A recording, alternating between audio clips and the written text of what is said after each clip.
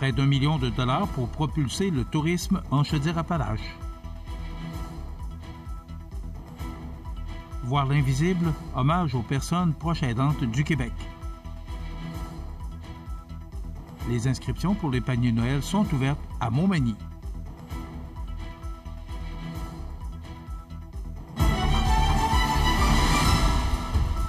Vendredi, dernière journée du mois d'octobre. Bonjour mesdames et messieurs et bienvenue à votre bulletin d'actualité sur le réseau de télévision CMA TV. Le gouvernement du Québec confirme un soutien majeur pour renforcer l'économie touristique de la Chaudière-Appalaches. En effet, la ministre du Tourisme, Amélie Dionne, en collaboration avec Tourisme Chaudière-Appalaches, a annoncé la reconduction de l'entente de partenariat régional et de transformation numérique en tourisme pour les années 2025 à 2027. Cette entente permettra d'injecter un total de 890 000 $ dans le développement touristique régional. Le ministère du Tourisme versera 490 000 $ et Tourisme Chaudière-Appalaches bonifiera cette enveloppe de 400 000 $. Ces sommes visent à moderniser, structurer et diversifier l'offre touristique tout en soutenant des initiatives qui favorisent une approche durable et responsable du développement économique. Les proches admissibles pourront toucher plusieurs volets dont les attraits et activités touristiques, l'hébergement, les festivals et événements, les études et services conseils, ainsi que le développement numérique. Un appel de projet sera lancé prochainement par Tourisme Chaudière-Appalaches et les détails seront publiés sur son site Web. La ministre Amélie Dionne s'est dite convaincue que ce partenariat permettra à la région de poursuivre sur sa lancée. Le tourisme est un levier de développement socio-économique important pour la Chaudière-Appalaches et pour tout le Québec. Je vais continuer de travailler en collaboration avec nos partenaires afin que nos communautés s'enrichissent davantage. De son côté, le ministre Bernard Drainville, responsable de la région, a salué l'engagement du gouvernement. Avec ses paysages magnifiques et son dynamisme touristique, la Chaudière-Appalaches a tous les atouts pour faire du tourisme un moteur de développement régional et de création de richesses. Le président de Tourisme Chaudière-Appalaches, Jean-François Lachance, a, pour sa part, rappelé que plus de 960 entreprises et 16 660 emplois dépendent de cette industrie dans la région. En 2024, les retombées économiques du secteur touristique ont atteint près de 569 millions de dollars, confirmant son importance stratégique pour l'économie locale. Cet investissement s'inscrit dans un programme provincial de 24 millions de dollars destiné à soutenir les 21 régions touristiques du Québec dans leur développement jusqu'en 2027. À l'occasion de la Semaine nationale des personnes proches aidantes qui se déroule du 2 au 8 novembre 2025, Proches Aidance Québec invite la population à voir l'invisible, c'est-à-dire reconnaître l'apport immense des milliers de Québécois et Québécoises qui prennent soin, chaque jour, d'un proche en perte d'autonomie, malade ou vivant avec une limitation. Près d'une personne sur 4 au Québec joue ce rôle essentiel, souvent dans l'ombre. Ces proches aidants soutiennent leur famille, leurs amis, leurs voisins ou leurs collègues, tout en contribuant à réduire la pression sur le réseau public de santé. Pour eux, les organismes communautaires constituent une bouée vitale, qu'il s'agisse de répit, de soutien psychosocial ou de ressources adaptées. Ils leur permettent de continuer à aider sans s'épuiser. La campagne 2025 met en avant des visages et des histoires inspirantes.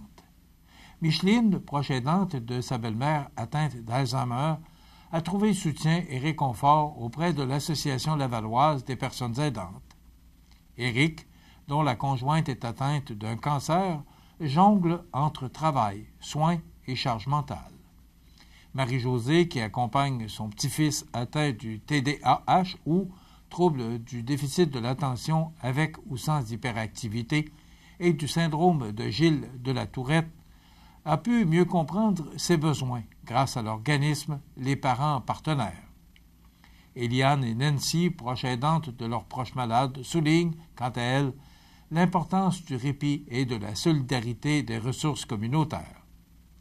Enfin, Michel, après 20 ans de dévouement, rappelle que l'écoute et les groupes de soutien sont essentiels pour briser l'isolement. Pour Lauriane Estienne, directrice générale de Proche Aidance Québec, voir l'invisible, c'est comprendre le quotidien complexe des personnes proches aidantes. Leur rôle est multiple et souvent méconnu, alors qu'elles soutiennent, soignent, organisent, rassurent et aiment. Fondée en 2000, Proche Aidance Québec regroupe près de 150 organismes membres qui viennent en aide à plus de 50 000 personnes proches aidantes à travers la province. L'organisme rappelle que soutenir les proches aidants, c'est soutenir toute la société et appelle à une mobilisation collective pour leur offrir reconnaissance et appui. Les inscriptions pour les paniers de Noël sont ouvertes à Montmagny. Plus de détails après la pause. Un incontournable à Saint-Jean-Port-Joli. Pizza débordante de garniture, menu varié et abordable. Délicieux dessert avec des produits de grande qualité des gâteries de l'Ami. Porto Bellissimo et les gâteries de l'Ami, route de l'église à Saint-Jean-Port-Joli. Le marché de Noël de Sainte-Apolline de Patton est de retour le dimanche 9 novembre. Artisanat, métiers d'art, produits agroalimentaires, plus de 20 exposants et leurs créations dans une ambiance festive à la salle municipale de 10h à 16h. Entrée gratuite. Ces jours-ci, à votre Légion locale, on fait les choses différemment, avec pour mission de soutenir les vétérans, de s'amuser et d'accueillir tout le monde dans nos rangs. Pas besoin d'être un vétéran pour adhérer à la Légion. En tant que membre, vous vous joindrez à des milliers d'autres au service de nos vétérans, nos communautés et notre pays. Et grâce à notre programme Member Perks, vous économiserez des milliers en magasins, au restaurant et sur des produits et services dans tout le pays. Adhérez à la Légion.ca. Vous regardez CEMA TV, le réseau de l'information sur la Côte-du-Sud. Avec le temps des fêtes qui approche, le Comité de la famille et des aînés de Montmagny, en collaboration avec plusieurs partenaires du milieu, invite les familles de Montmagny et de Saint-Pierre-de-la-Rivière-du-Sud vivant une période difficile à faire une demande pour recevoir un panier de Noël. La distribution des paniers aura lieu le samedi 20 décembre, mais il faut d'abord s'inscrire en téléphonant au 88 248 8012 durant les périodes suivantes. Le 3 novembre, lundi, de 13h à 16h. Le 4 novembre, de 13h à 16h et de 18h à 20h. Le 10 novembre, de 9h à midi. Le 11 novembre, de 13h à 16h et de 18h à 20h. Les demandes seront évaluées par un comité indépendant et seules les personnes admissibles seront contactées. La confidentialité demeure assurée. Pour toute information supplémentaire, il est possible de joindre le service des loisirs, de la culture et de la vie communautaire au 88 248 60 22. Une belle initiative pour répandre un peu de chaleur et de solidarité à l'approche de Noël. C'est dans une ambiance électrisante que s'est conclue la 19e édition de l'Halloween à la Pocatière, détraque la fête foraine.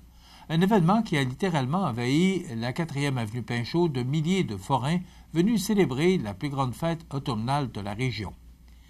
Les festivités ont débuté le 22 octobre avec la tournée des résidences pour aînés, animée par un joueur d'orgue de Barbarie, suivi d'un spectacle de magie présenté à guichet fermé par Loïc Breusin à la Mosaïque.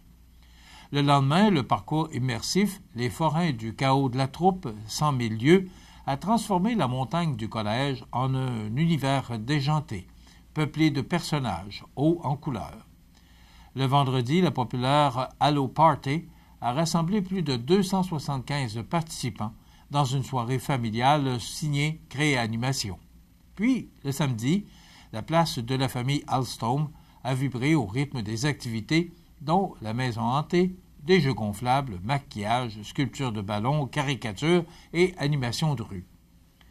L'espace fête foraine de Desjardins, qui a aussi connu un immense succès avec ses jeux de kermesse, moment fort de la soirée, c'est la grande parade composée de plus de 25 chars allégoriques, rivalisant d'originalité a émerveillé petits et grands. Le char du porte-parole, Marto Napoli, s'est particulièrement démarqué par son animation éclatante. La soirée s'est clôturée en beauté avec un feu d'artifice spectaculaire et un spectacle de David Pinault au Centre Bombardier.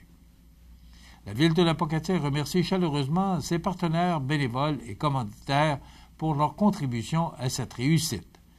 Les citoyens sont invités à voter en ligne pour le plus beau char, le plus beau commerce et le meilleur costume sur la page Facebook de l'Halloween de la Pocatière. Une 19e édition inoubliable qui, sans contredit, a battu tous les records de participation.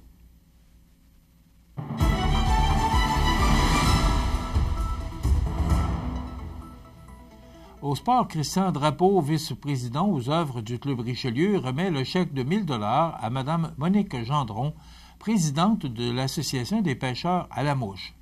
Les représentants de l'association se rendent dans les écoles afin d'initier les jeunes au montage de mouches et aux bienfaits de la pêche. Afin de stimuler et remercier les jeunes élèves, on fera le tirage de kits de montage de cannes à moucher pour les jeunes de chaque école participante. Le montant de 1 000 $ servira à financer l'achat du matériel et des cannes à pêche.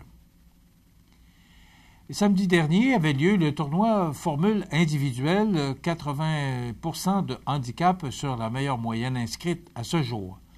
Les gagnants sont en première position William Côté avec un score de 746, en deuxième position Jean-Louis Lemieux avec un pointage de 745 et enfin François Thomas Blais en troisième position avec 705. Bien sûr que ce tournoi s'est déroulé au Salon de quilles Louis-Blanche de Montmagny. Prochain tournoi prévu pour le 8 novembre prochain sous la formule Téléquilles, toujours au Salon de quilles de Montmagny. Voici les matchs à l'affiche dans les différentes ligues de hockey de la région. D'abord, dans la Ligue de hockey junior 3A, l'Everest de la Côte-du-Sud affrontait mercredi soir dernier les Panthères de Saint-Jérôme et, après avoir pris les devants à 2 reprises dans la rencontre, l'équipe manimontoise s'est inclinée en prolongation 5-4.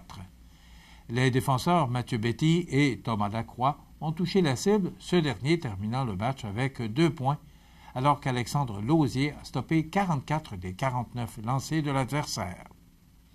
Le prochain match de l'Everest est ce vendredi soir, alors que l'équipe visite l'Indigo de Granby à 19h45. L'équipe locale sera de retour en action ce vendredi soir de l'Halloween. Voilà, contre l'Indigo de Granby, je l'ai mentionné, et le prochain match local aura lieu dimanche après-midi à 14h contre le Cobra de Terrebonne. Dans la Ligue de hockey de la Côte-du-Sud, 3 rencontres sont à l'affiche ce week-end, celles-ci ayant toutes lieu ce vendredi 31 octobre, soir de l'Halloween. À 20h30, Montmagny sera l'hôte du Giovannina de Sainte-Marie, alors que Saint-Joseph sera de passage à Saint-Prosper pour y affronter les Hunters. À 21h, l'action se tournera vers Saint-Damien, alors que le Plastic Mort recevra la visite des mercenaires de la Binière. Dans la Ligue de hockey olympique de Montmagny, un autre programme double sera présenté à l'Aréna de Montmagny ce samedi, alors que le Pavage Jéricho visitera le restaurant à la Rive à 20h et le groupe MG visitera le Haut-Quai-Pneu à 21h20. Voilà ce qui complète votre bulletin d'actualité de cette journée toujours un peu spéciale, cette dernière journée du mois d'octobre, alors que les petits sillonneront les rues en fin d'après-midi pour aller solliciter vos dons en petits bonbons et en friandises de toutes sortes. Naturellement, la prudence est de rigueur. Le menu pour cette émission du lundi 31 octobre, dans un moment, on vous présente l'entrevue avec Gilles Desjardins, président sortant, et Michel Gagnon, président de la Légion canadienne. Et on va faire un tour d'horizon de toutes les candidatures pour les élections municipales qui auront lieu ce dimanche. Donc, on ira dans la MRC de Montmagny, Lillet, et si le temps nous permet, Kamouraska. Et bien sûr, il y aura les grands titres de l'actualité en fin d'émission, mais tout juste avant les grands titres, on aura les trouvailles d'Audrey qui nous parlera de la Chambre de commerce et industrie de la MRC de Montmagny. Je vous souhaite donc une excellente émission à notre antenne.